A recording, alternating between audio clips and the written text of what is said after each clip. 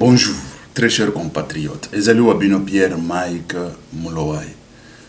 Le lot toujours relevé la situation il y a République démocratique du Congo, Makambozole Kanakati, République démocratique du Congo, Congo na yo, Congo nanga, Congo ya biso nyanso ba Congolais. Sans tarder tokena lombango kende kolobela ba situation oyo ya ba élection oyo kadima a bimisi na mpoisa. C'est la toute première fois, même en Europe, ça ne s'est jamais fait. Mais ça se fait qu'au Congo, en République démocratique du Congo, avec Félix Antoine Tshisekedi Tshilombo, qui démontre qu'il est le fils de Etienne Tshisekedi. C'est ça que Etienne Tshisekedi disait. Ça, je vous dis, je vous répète, un parti politique en Europe, ça ne se fait jamais. Ça ne s'est jamais fait. Bazo Lukaka intérêt na bango, Bazo Benda Boye et tout ça. Vous avez déjà vu ça où? Mais quand on vous parle, il y a Makambo, il y a fraude électoraux et tout ça. Même en Europe, Félix, il avait dit. Il avait dit même à Macron. Tout le monde le sait. Le temps de Jacques Chirac, le temps de Makambo Kirikiri. Bon, on passe au pays dans la situation où il est actuelle dans la République démocratique du Congo. Toujours parce que comme prétexte moko boye, il y a non, il faut annuler les élections générales. Écoutez, ici, c'est en tant que spécialiste en criminologie. Ce n'est pas moi qui l'ai dit. Recteur Royo Isika Totangaki a commis spécialiste en criminologie. Recteur, il y a une université. Et voilà, ce n'est pas moi.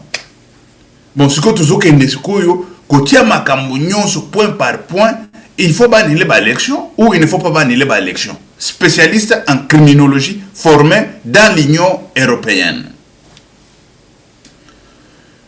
Il y a ce qu'on appelle, parce que le lot, beaucoup de monde a bureau na bango, bureau.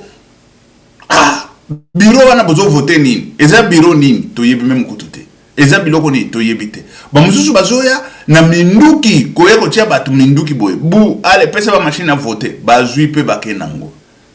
Vous vous imaginez, toko tia la bino ba moi, nani beaucoup monde. Et tout ça, vous allez non, ce n'est pas tout la première fois Babiloko Lolengwana et les Kanakata République démocratique du Congo parce que basi ba mesana na ba élection na bango wana basala Babiloko wana. Et Félix il avait dit dès le début que il n'y aura pas de nomination. Il n'y en aura pas. Il avait promis, il avait dit et il l'a fait. C'est quelqu'un à féliciter, Mais le faible nani bakomi ko bima soki nani seni na minute toujours ba seni déjà c'est à publier et c'est ça il a fallu le moment opportun à publier bureau par bureau seni a publié to kene to komona ngo to ko lakisa bino kuma ko kota bureau par bureau bomona ka bureau par bureau oyo azana ba contestation. Quand on parle de contestation c'est quoi? C'est-à-dire que qui conteste au boy makambo seni ananiwan. Toi tu as d'autres preuves avec toi. OK, nango sikuyo na cour constitutionnelle au lobby. Au bureau wana biso et bimaki boy na boy. Et comment ça peut se passer? C'est pour ça que Chole disait va publier bureau par bureau. Et puis Chole le baki ce n'est pas facile pour na koyiba. Et c'est ça que je vous dis en tant que criminologue, je vous dis que dans ce contexte, c'est un peu difficile de frauder. C'est un peu difficile. Parce que tout le bureau, ezalaki na ba témoin, ezalaki na ba chef de bureau, ezalaki na ba signé ki ba PV, ba chef de bureau ba signé ki ba PV.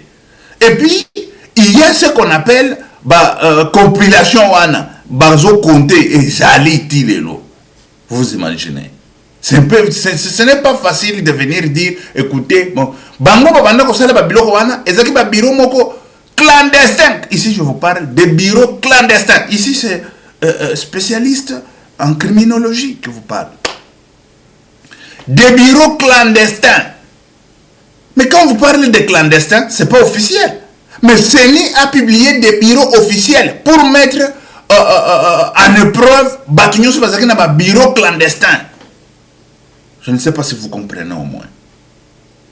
Bah on a que bureau, tel bureau ou tel autre bureau existe à quitter ou exact boy na boy. Bah il y a pas contesté. On peut toutefois annuler le bureau presque ce que combien. On peut toutefois annuler. Mais Félix est gagnant partout. Félix est gagnant partout.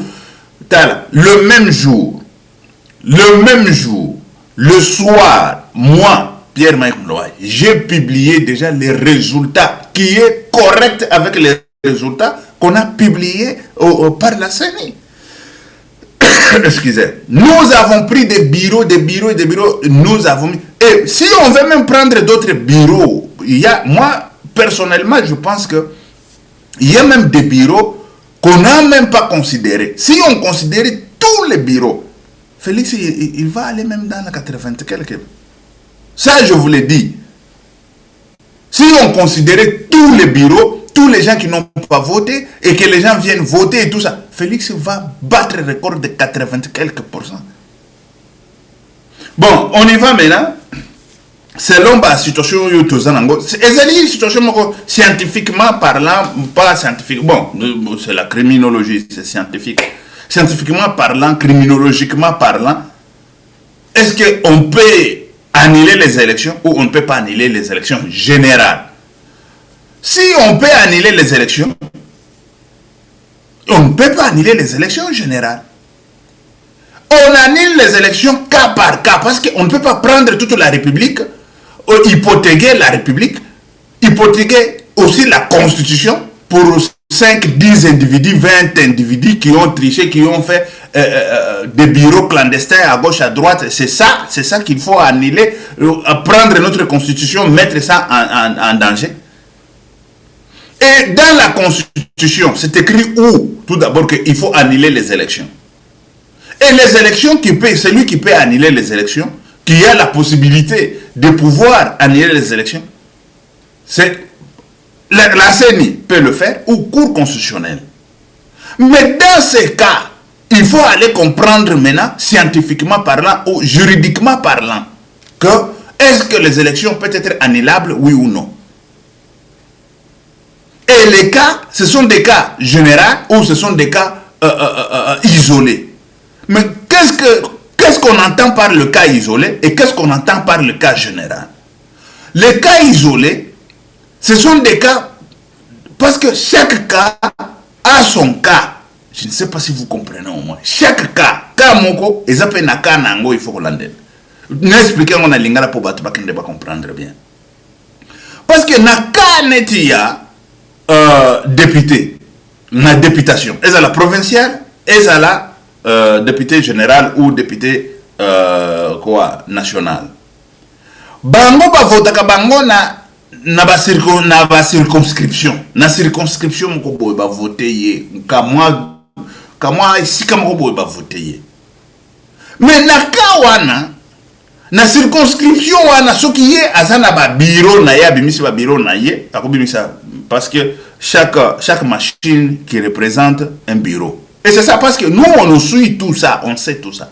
Chaque machine c'est un bureau moko. Mais quand il y a déjà 2-3 machines, il y a déjà 3 bureaux. Ndenge tout monde qui ba machine mususu oyo même tokoti la bino beaucoup mona. Ba tout nakasai ba découvrir ba machine wana. Ba découvrir yango nakasai. Bazutuna mais ba machine oyo ezana ngoy kasanje azana kati ba ne batangi bato ebele. Ba machine kiriti. Et tout ça c'est quoi? C'est la corruption parce que ba machine bato bakutuna comment ezokoma na maboko bato wana. Ezali Congo ba machine kadima comme mango na mutu ye mokote akenda amema kango boy na boy. Il faut ba transporter yango. Tozali na risque parce que dans chaque chose il y a de risques, il y a évaluation des risques et évaluation aussi ya banan. Na ba évaluation à risque ba machine wana boyebi que transport chez biso tout d'abord est un problème. Il faut bazo yango na par avion. Ba escorter yango. Tamba zozo yango déplacement ya ba machine wana nano. Kaka à partir ya kuna ekoma na njili. Na njili kene na ba dépôt. Na ba dépôt elongwa sikoyo ba dispatcher ba machine. Ba machine wana elongwa wana ekende sikoyo na Chikapa, ekende na Mbujimai, ekende Katanga, ekende tout ça ça part. Je vous dis que il y a au moins cas il y a ba risque ya échappatoire ya ba machine et c'est tellement ébélé. Ba risque wana. Tuzoma na ba machine wana bazozo ngoti na ba moto na ba vélo et tout ça ezokende et ta ba machine ezokende wana ba oyo ba yebi utilité ba machine wana oyo bazali na intention na bango ko yiba ba makam ils peuvent coopérer. Vous connaissez déjà, c'est la République démocratique du Congo, avec la famine qui bat, avec la corruption, tant que la corruption, il faut la peine de mort pour éradiquer tout ça. Parce que, et tout ça. Mais non. Et c'est ça. Bon, c'est quoi? Moutou a un vélo, a une machine. A surtout que oui, 1000 yango yo pesa machine. Ah, ngai, 2000, 3000, a pesa machine pe, a tamboli na ye a côté Zamba ki. Suko yebisanga ke wana bokende kukanga ndeke kadimana Kinshasa ou bokonen. C'est ça le grand problème. Parce que la machine, ce n'est pas des machines il faut baya nango bacha ba poser et après tout ça. Ba mususu bazokende kuzoango par la force des armes bache batubo ntokoche la bino. Mbusa nyamushi toyoki yango bis tokoche la bino. Bache batu minduki bazui ba machine. Ba mususu balandi bango tititi bache bango pe ba minduki ba bete ba masasi ba kini bakeko kanga ba oyo bazaki sa minduki po ba bimisa ba preuve et tout ça. Vous comprenez? Population yemoko il faut veiller nanani wana. Excusez. Donc est-ce qu'on a cas par cas oyo tolobaki dans le cas il y a cas isolé, dans le cas il y a cas général, c'est ça que je vais expliquer à la population pour qu'elle ne va comprendre. Na neti na cas de députation, na circonscription oyo bazo voter na circonscription ezali et c'est comme quoi demi boy oyo bazo kende ko voter député. Mais il y a cette fraude na circonscription na ye, on peut annuler. Parce que voilà une communauté cas général, ezali cas moko particulier ou cas isolé ou bakolo bak eza cas isolé. Na cas isolé, na cas par exemple il y a députation. Na cas isolé, toujours que nous expliquer. Na cas isolé, il y a députation nationale ou provinciale. Cas isolé, cause là, bah individu ceux qui détruisent, bah yaki na bango, to voter, bah to lingi to voter, bah lingi bah yi bah mwanda. Ça, ce sont des cas. Ici, on parle des cas isolés. Il y a que na cas de centre. Nous doit se dédoubler à voter 2 fois, 3 fois pour un député Mokoboy. Et ça, ce sont des cas isolés pour les députés. On ne peut pas prendre ça en considération pour pouvoir invalider un député. Il y a un individu ou 3, 4 individus qui ont volé et qui ont voulu dédoubler ou tricher quelque part pour pouvoir les voter 2, 3 fois. Ce sont des cas isolés pour députation nationale. Et à ces cas, les députés ne peuvent pas être touchés parce que l'infraction est individuelle. Quand on parle que l'infraction est individuelle, ce qui veut dire c'est un peu difficile de pouvoir prouver scientifiquement ou juridiquement qu'ils étaient dans la complicité avec les gens qui voulaient voter 2, 3 fois. Je ne sais pas si vous comprenez au moins. Et ici, il faut tout ça clair pour que nous élection ou élection pour comprendre ensemble que est-ce que les élections sont annullables ou t et c'est ça. Mais ce dans les cas il y a beaucoup de députés n'a pas machine les bandes à voter. Ça ce ne sont pas des cas isolés, ça devient général. Ce sont des cas azali complices na naniwan. Je ne sais pas si vous comprenez. Azali complice dans la complicité. Wana, bakoz à la 4, 5, 6, ça devient l'association des malfaiteurs. Et wana, comme vous comptez, on a cadre, il y a association des malfaiteurs ou association des criminels, association des. Vous connaissez que juridiquement parlant, il y a des procureurs qui peuvent vous taxer de tout, sauf rien. Oui, quand ils vous taxent, non, attendez, moi je n'attends rien. Non, selon ce que vous avez vu, ce que vous dites là, ça devient autre chose, ça devient je ne sais pas quoi, ça devient insulte ou ça devient, voilà, vous comprenez. Et c'est ça, il faut respecter aussi le coupable jusqu'à dans les cas contraires où juge à condamner bango à ce moment-là, oui, on peut les taxer de ce que vous voulez les taxer. Voilà. On est à parenthèse.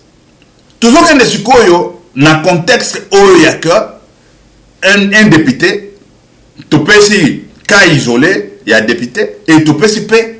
Oyo, et cause à la canaille, oyo, azali complice, oyo, bakuki ko invalider. Bakuko invalider, au moment où bakangi na ba machine, na ba nini et tout ça, bakuko invalider ye sans problème.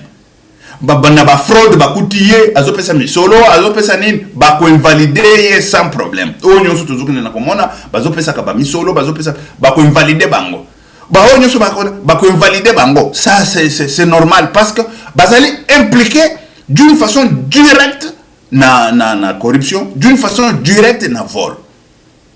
C'est un criminologue, Pierre-Mike Mloai, qui vous parle. Je fais postgrade de criminologie. Et voilà. Maintenant, on a lobby pour la députation nationale ou députation, je vous dis, députation nationale ou députation, c'est quoi encore, provinciale. Donc, na présidence ou présidentielle. Tant tout le monde est machine et libanda, ce n'est pas pour la présidence. Et les circonscription où ils ont voté présenté, c'est la République. Dans la République, c'est vrai qu'ils sont répartis par circonscription. Et dans la République, ils sont répartis par circonscription. Et ils allaient ensemble à la circonscription qui fait la République, qui vote un président de la République. Mais s'il y a quelque part où, je ne sais pas, telle ou telle autre circonscription qui fait je ne sais pas quoi, on peut annuler. Je dis bien, dans cette circonscription, ou ce bureau-là, ou circonscription entière. On peut toutefois annuler circonscription entière. Mais on n'annule pas des élections en général parce qu'il y a tel bureau qui a fait, il y a eu je ne sais pas quoi. Mais non. Ici, c'est sur je ne sais pas, il a fait la criminologie ou il a fait quoi. Il doit venir lui nous dire. Mais moi, je vous dis ce qui est scientifique. Dans cette circonscription, on peut annuler. Parce que la circonscription, dans une seule circonscription, il peut y avoir plusieurs bureaux. Ou dans le même enceinte je ne sais pas, d'une école, il y a plusieurs bureaux, non? Et les circonscriptions, il y en a plusieurs. On peut annuler le bureau ou on peut annuler circonscription. Ou ensemble des circonscriptions. On peut toutefois annuler. Pour ne pas marcher sur la Constitution. Mais oui, vous comprenez. Bon, ici on parle dans les cas de bureaux clandestins. Dans les cas de bureaux clandestins, on est en train de voler, on est en train de voter là-bas. Mais quand on vote dans le bureau clandestin, cela ne veut pas dire que le bureau clandestin est inclus dans le bureau de CENI. Mais non. Parce que je vous ai dit qu'on a publié le bureau par bureau, le bureau de CENI, reconnu. Et chaque bureau avait de mais ce qui na bureau wana yo soki fayulu soki Félix soki Katum otindaki batemo na bureau wana te. Ce n'est pas le problème ni à Moutou ni à gauche à droite. C'est-à-dire qu'il faut qu'on veille. Et c'est ça. Même en Europe c'est comme ça. En Europe chaque parti politique a sa batuna bango bazo veiller. Mais moi j'étais là, j'ai déjà été dans la élection, benginga pe na élection to yewana to fandi voilà, toujours dans la élection les cas et tout ça. Comment un citoyen pour nous sécuriser c'est ça. Olali pongi na poto bakoyiba ba élection. Ce que aujourd'hui Kadima fait en République démocratique du Congo, je vous jure, même en Europe, ça ne s'est jamais fait. Ça, c'est seulement au ciel. Ça peut se faire seulement au ciel. Ce que Félix fait avec Kadima. Kadima, il a prouvé la grandeur de... Non, la grandeur, il y a Tshisekedi, c'est lui qui était mort. La grandeur de papa de Tshisekedi. Ça ne se fait nulle part, je répète. Aucun pays de ce monde, ça s'est déjà fait. Ce n'est qu'en République démocratique du Congo. C'est pour vous dire que ce serait un grand pays. Avec des gens comme Félix Antoine Tshisekedi Tshilombo. Mais et maintenant, on y va. Dans les cas de, je répète encore, dans les cas de présidentiel, on ne peut pas annuler les élections générales. On peut annuler les bureaux qu'on peut considérer que ça, c'est le bureau qu'on n'a pas, ceci, cela, ou tel bureau, ceci, cela. Mais dans ce bureau-là, si c'est le bureau-là, c'était déjà dans la cartographie de la CENI. Le bureau-là existait, mais toi, tu n'as pas envoyé tes gardiens là-bas, ou des observateurs, ce sont des gens qui viennent à gauche, à droite pour observer et tout ça. Tu n'as pas envoyé des témoins, tu n'as pas envoyé ceci, cela. C'est ton problème à toi, ce n'est pas le problème de la CENI. Je vais vous laisser, je vais vous montrer ici comment entrer dans la page de la CENI et comment voir le bureau par bureau, circonscription sur circonscription, région ou province sur province et l'étendue entière de la République. On y va et après on revient, je vais vous dire, parce qu'on ne peut pas annuler les élections. On ne peut pas annuler les élections. C'est vrai qu'il y a eu ceci, cela, mais ces bureaux clandestins, ça n'entre pas. On n'a pas comptabilisé ça. Est-ce que CENI a comptabilisé les bureaux clandestins? Mais non. Parce que chaque vote va tâcher dans tel bureau. Et ce bureau-là, il n'y a pas seulement de votes par je ne sais pas quoi. Il y a des gens qui ont signé de PV. Il y en a. Et ce n'est pas facile aussi de prendre tout ce que vous avez fait à l'extérieur et venir l'introduire dans n'importe, dans je ne sais pas quel bureau. Ça aussi, c'est bon, c'est un autre procès ou procédure, c'est une autre procédure. C'est une autre procédure.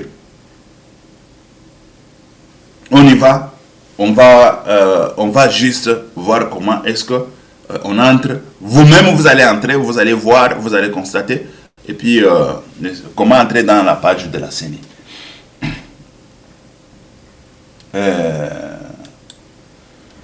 La page de la CENI, ici, tout d'abord, il a dit, le président de la République, il a gagné et tout ça, il n'a pas besoin. Regardez bureau par bureau, hein. Bureau clandestin. Ça, ce sont des bureaux clandestins. Le bureau clandestin.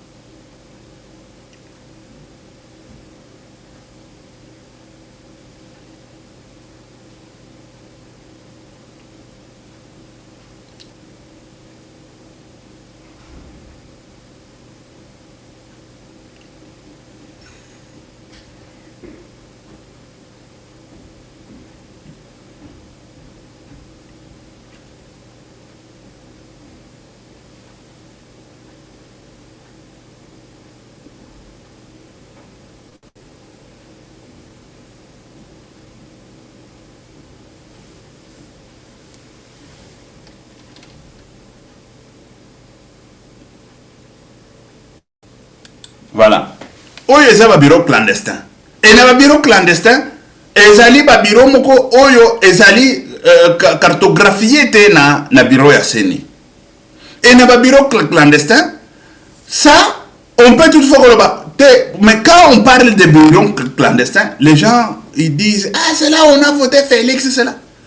Nous avons comptabilisé pas des bureaux clandestins, des bureaux où bureaux corrects, bimisi, tamba, sali, nani, tout ça. Nous sommes arrivés dans le même nanina oyaseni. Le même jour. Mais tu as école 1 plus 1, pourquoi?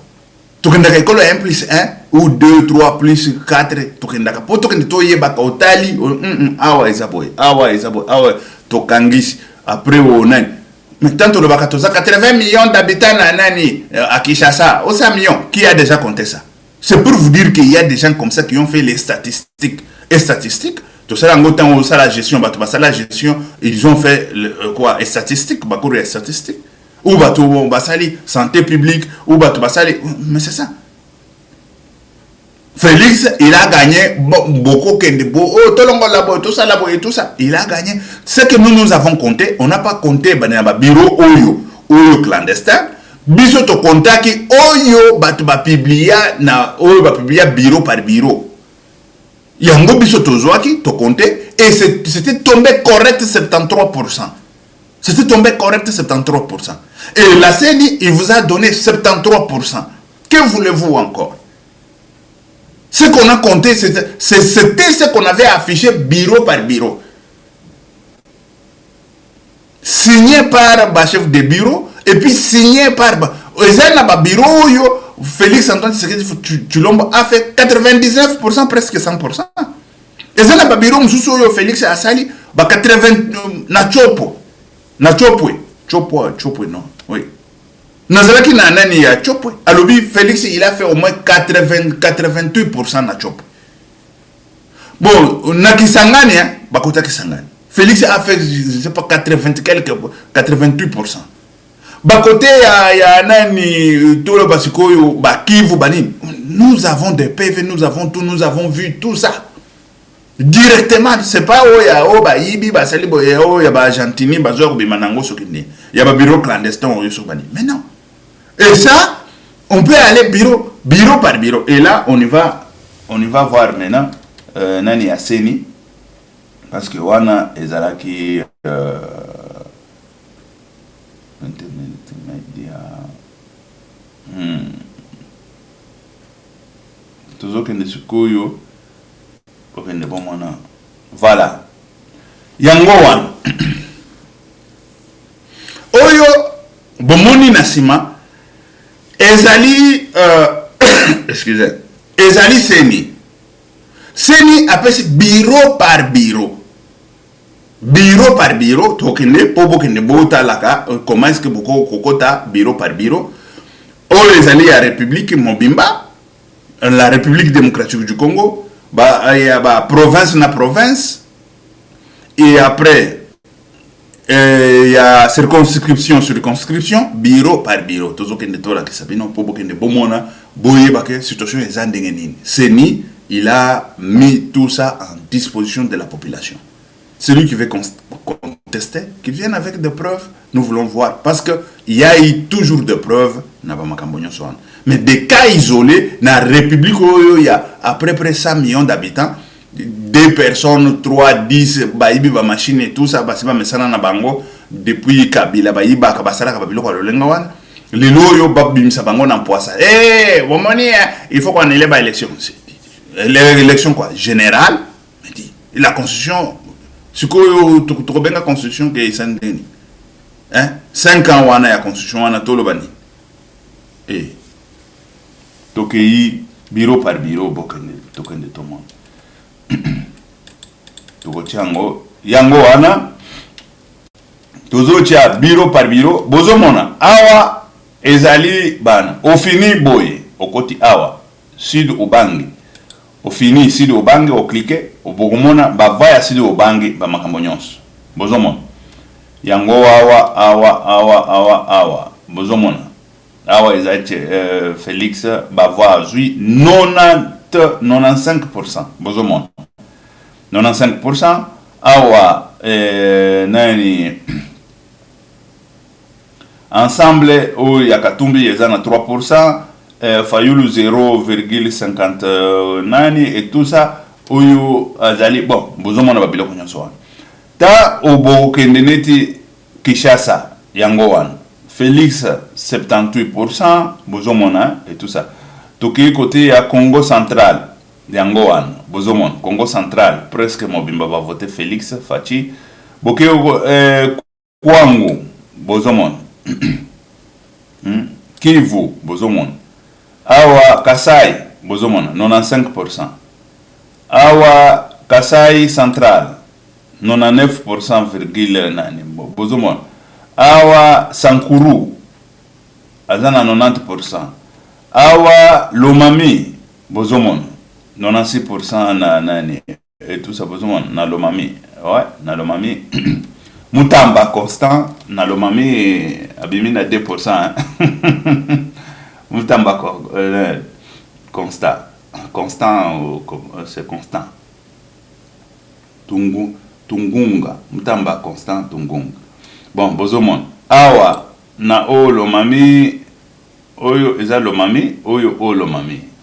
Voilà. Awa Katumbi abeti o Lomami, Katumbi abeti 88%. Awa o Katanga, Katumbi abeti 66%. Bozomon.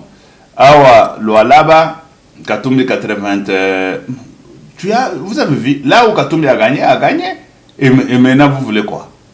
Et ici, Ezali, O Lomami et Tosito Komi, Awa, Tosito Kenda. Tanganyika, c'est à 9%. Omati Awa, Katumbi, Azan 58%. Vous voyez, non?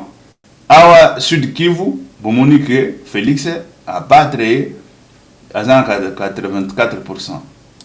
Vous voyez, non? Ou toujours des régions par région. Awa, Siko Nord Kivu, O Isa Sud Kivu, O Nord Kivu, 90% Félix. Bon, Toki Ituri, Félix Azana 61%. Toki Ouele, Félix 81%. Ba Ouele, et tout ça c'est comme ça. Tout ça se fait comme ça. Bon, toujours que les circonscription sur circonscription. Eza Awa, sélectionner circonscription.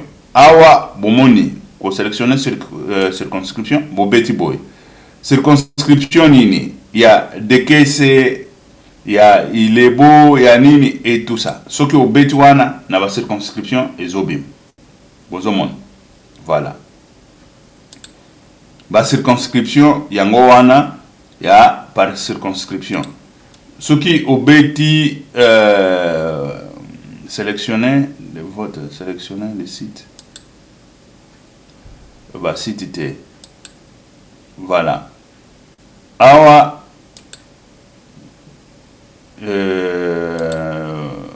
toujours qu'on sélectionner le bureau de vote.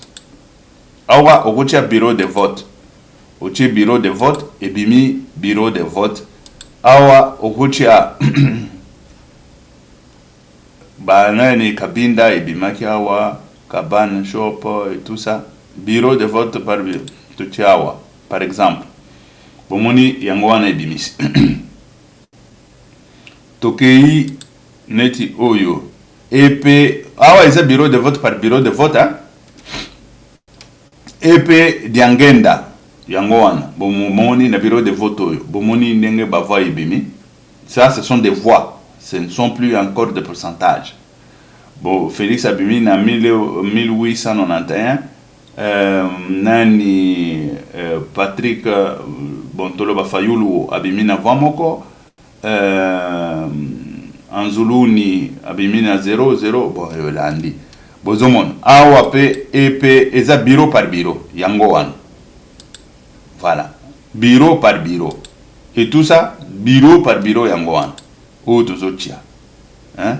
EP bon toke par exemple awa Ipunda yango wana bureau par bureau. Tokei Lumbundi par exemple oyo yango wana hein? Vous comprenez, bureau par bureau yango wana ezali publié par CENI, bureau par bureau yango oyo. Oh tomonaki bureau par bureau te yango oyo. EP soki nini ezobimisa bureau par bureau. EP Zaiko yango oyo. Yango wana bureau par bureau ba voix ezokina na kobima et tout ça. Voilà. Tozokende ba bureau par bureau yango nyonso bokozwa au hasard. Bon, soki que vous contestez boye bureau par bureau et puis totali eza en direct awa. Eza teke o ngai soki institut Chulemba. Awa ezalina il est beau hein. Bozomon. Bon, toko changer par exemple tokei toko kende wapi Chikapaville. Bon, par exemple, pour dire au moins quelque chose, hein, Tokotawa, Chikapaville. On a déjà Yangoan. Toujours que bureau par bureau, sélectionner les sites. Bon, toujours que par exemple, bureau par bureau. Chikapaville.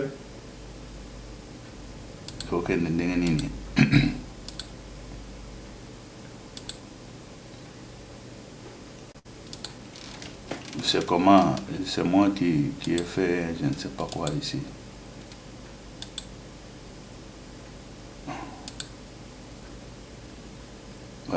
Bon, et c'est comme ça, il faut chercher bureau par bureau pour nous comprendre. Bureau mususu ezaki ko kangama et tout ça. Les gens ba nani voix. Bureau ezaki ko kangama et tout ça.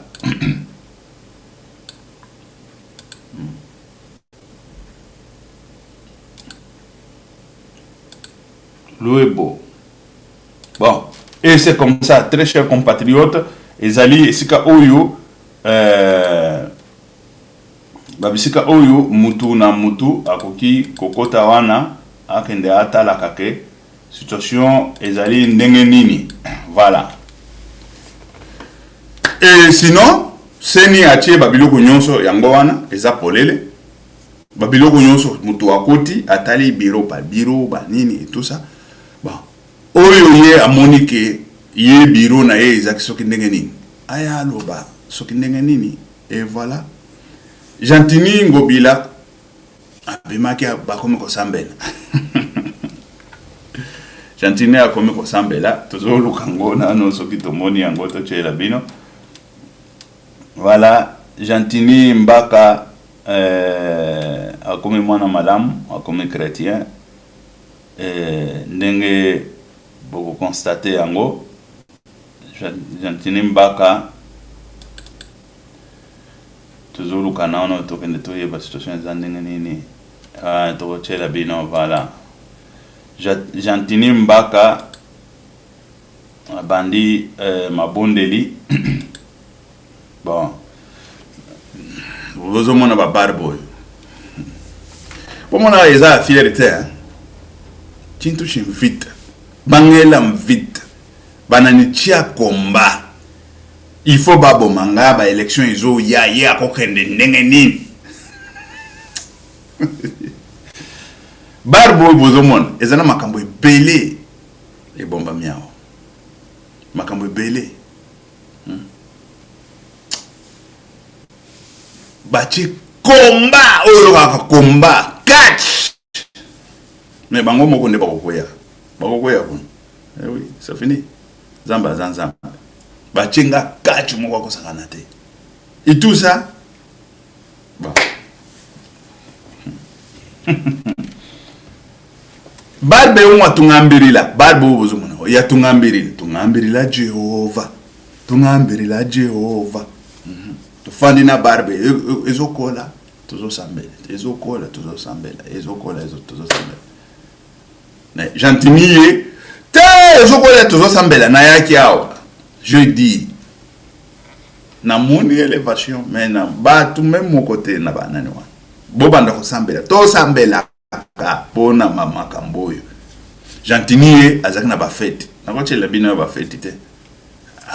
Danse là et tout ça. Jantini. Biso to faka na ba prière.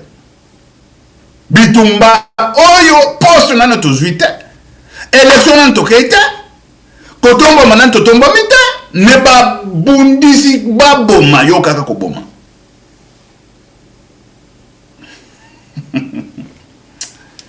Zambe.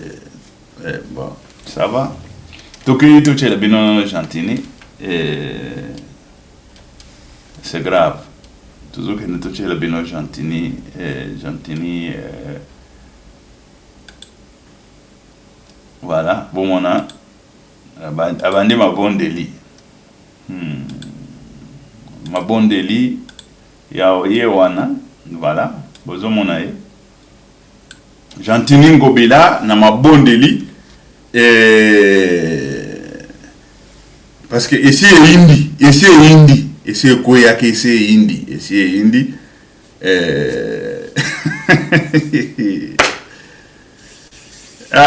Tanto bandaki biso ko sambela wa tozo prophétiser tozo loba tozo mona makambo kuna. Babanda komona ke ezalje. Tinto shinchihu.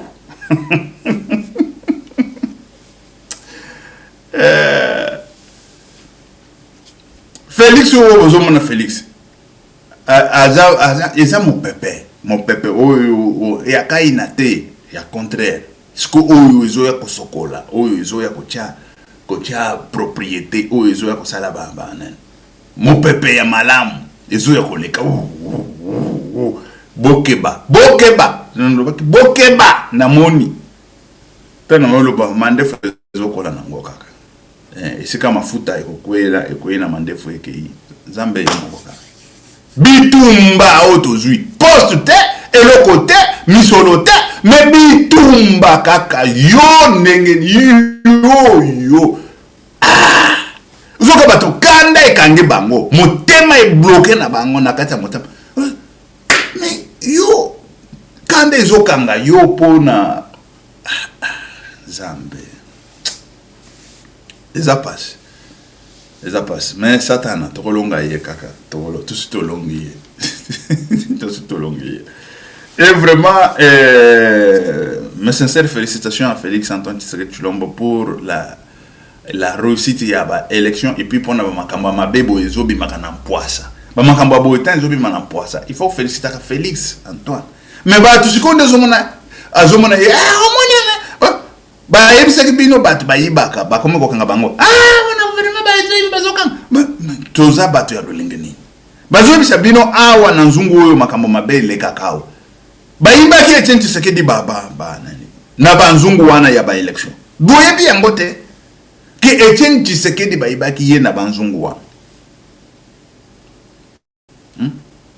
mais le Félix Aza le fils du président de la République depuis bayibaki ye na banzungu wana aya lobi na banzungu oyo bakoyibaka lisusu te bomonia banile ba élection bakonile yango wana toye scientifiquement ko expliquer cas par cas ezali tozokende tolusu baka mosusu bokende bomona ke bazoya na baka na minduki bacheli bato bazui ba machine bakiye nango sikobo koloba parce que bango basali lolenga wana nazochela bino tozokende bokende bomona ba situation ba machine. Mais oui, on a pris des machines, nango, militaire nani ça ce nini. Na République mobimba tokoloba. Voilà, total non. On a que zui machine nango et par après vous allez dire quoi mboka wana eza étendu tellement pas même étendu c'est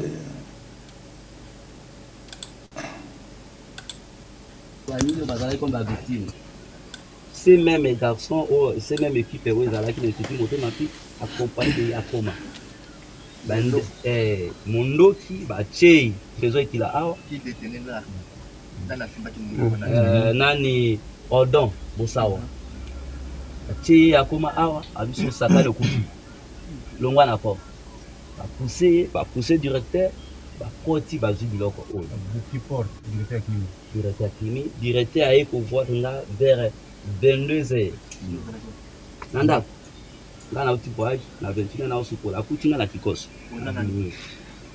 responsable de la centre c'est mané kutinga na bito totene et pas la chef de secteur azalaki partant na voyage ya soins médicaux pour babuka kelobi azalaki na ndako te na zone na ko buku na tikite na kei na centre akuti na bureau ya directeur na kangi ba photo nde na kuta bureau na isabuku il y a des images on a kutaki na jiango kuti bureau saboté il y a des cartons bureautiques depuis il ont qu'ils na zone ndako soudain na tongo to yi na kuti chef de secteur okomi pa na commandant tuni tobi awa biloko asengi ya centre imopi eikolama elimwe na groupe de bandi bazalaki tuni na bamindoki population bazoluka biloko wana tosala boni oyebi te nayebaki te nakendeki bokolongo suite na badésordre ezalaki kuna na ye akotika information pour le moment oyebi place biloko wana ezali nga na chef de cité toyaki alobi ayebi te oyebi te bon soki population bango moko basala enquête premier ela ezalaki ke population na chef de secteur bake bakangi biloko epa na bato bona boye bainterprete chef de secteur mabe deuxième ela yango oyo soki bakuti biloko wana epa na bato population so bakuti réaction population bakosala yo komanda na biso sécurité ensemble tosala boni ote totika nano toluka basa eloko moko me nayebi esika ezalaki so tozongi na bureau komanda ye abengi honorable candidat député provincial Fredi Bolefa ainforme ye ndeni tomoni kake bato ya seni na bakandidat tokomi awa ke biloko ebimi lisusu na maboko ya komanda alobaki ke biloko eza epa na ye te koma ebimi awa c'est ça informe voilà bozomona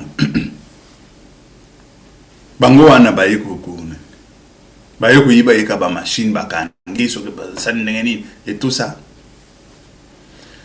bon ça va baka eza tellement différent yambusa nyamwisi pe ezawa tokoti yango mais baka eza tellement différent ah oui bon bakomi kosambela tambi so tobanda kosambela tozopesa prophétie tozosakola tomoni boye bokeba bosambela biso mandefu oyo bozomona ya prière boyebaka ngo mandefu ya prière ekokweya mokolo banguna nanga bakokweya bakweyi bakundi bango nde mandefu oyo elongwe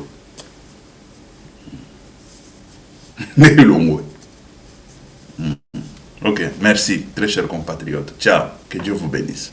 Zaki Wabino Pierre, Mike, Molowai. Ok, merci, ciao.